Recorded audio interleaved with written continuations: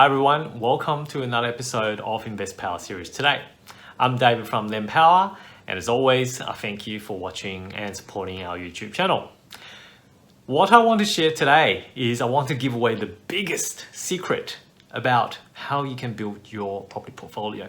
I'm sure everyone wants to know, right? Like, you want to know the secret sauce about how we are able to get to, say, for example, 7 properties like what I did. Okay, well, let me share that secret with you today. You need a good income. That's right, income. Income is the most critical part in terms of building a property portfolio. And I'll explain why. Because, beforehand, if I'm not being a mortgage broker, I probably wouldn't understand this. But now, obviously, I'm a mortgage broker and I've seen the other side about how banks assess the lending conditions and how they assess people's income. It makes a lot of sense, and I thought that's what I want to tell everyone today, or give you guys a bit of insight on how banks actually assess how much you can borrow. And it's a very simple equation from a very high level perspective. All banks pretty much do the same thing.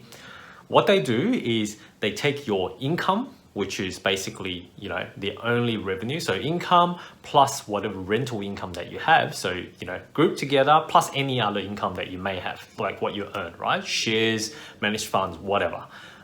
So that's all classified under the income section. And then they deduct that from your debt. So your existing liabilities, such as, your home loan, your investment loan, your personal loan, car loan, marginal loan, anything that you can think of, any kind of loan. So they assess that on an ongoing basis every month, how much you're paying that. So to take a monthly income, subtract that from all the monthly outgoing.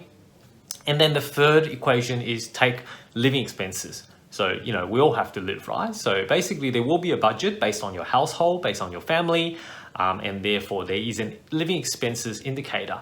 And using that living expenses for each household, they also take that away again. And the leftover, so basically what's remaining, is your ability every month to be able to service the loan. So simple equation, right? Income minus debt minus living expenses is whatever available income or whatever that's remaining to be able to service the debt. And based on that, that's when we work out, okay, well, on that basis, how much can you borrow?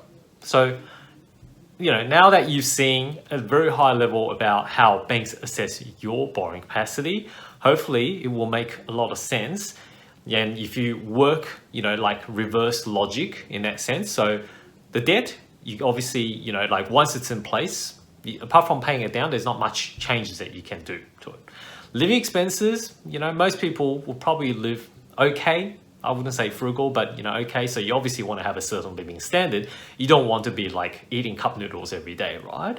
So there's obviously living expenses, there's limited things that you can do to reduce that further as well. So you can't reduce the debt, or you can reduce the debt to as much level as you can, be close down to credit cards and that kind of stuff. Living expenses, you can't tweak too much. So the biggest component out of them all will be income.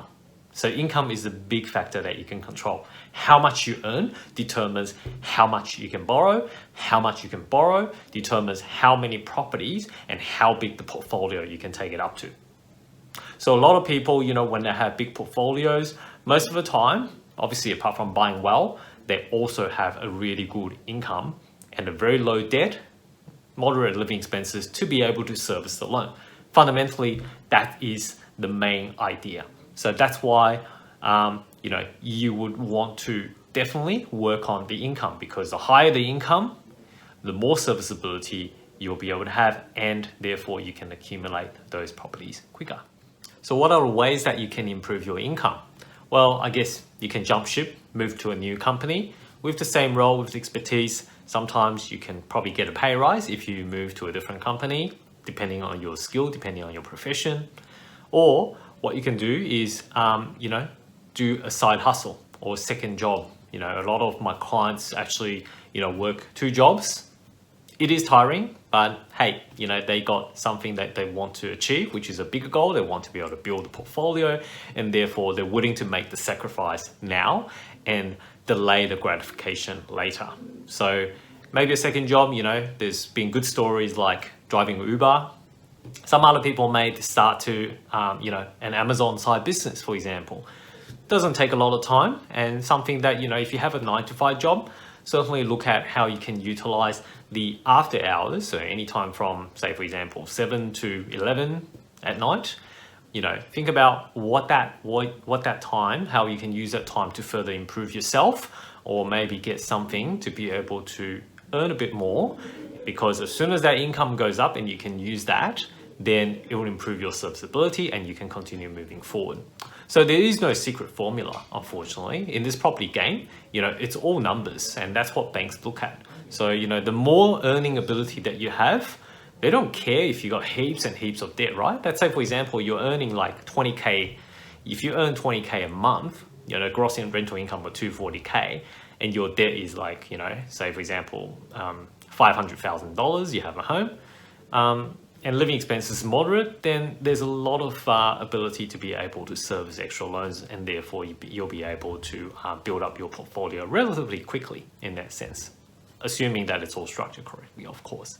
So that's why for today, just want to make everyone aware that if you want to build a sizable portfolio, or even if you don't want to, say for example, you just want to apply the simple strategy of buying 2 or 3 properties and then pay them down over time, the higher the income you have, the quicker that you can pay them down anyway. So either way, the way I look at it, improving your income, because if you have if you have the expertise and you're able to get good income, then you'll travel a lot smoother on the property journey in terms of building that portfolio. So that's my advice, being a property investor and also being a mortgage broker. So if you got any questions, feel free to comment below, but I hope that today's content helps. So hopefully it gives you a bit of idea and plant that seed, hopefully, to be able to say, okay, well, think about how else can I actually improve on my income. So as always, if you like our video, don't forget to like, subscribe our channel, and leave any comments below if you'd like to ask me any questions, or simply email me at david@empower.com.au. Otherwise, I will see you guys again in next week's Invest Power episode.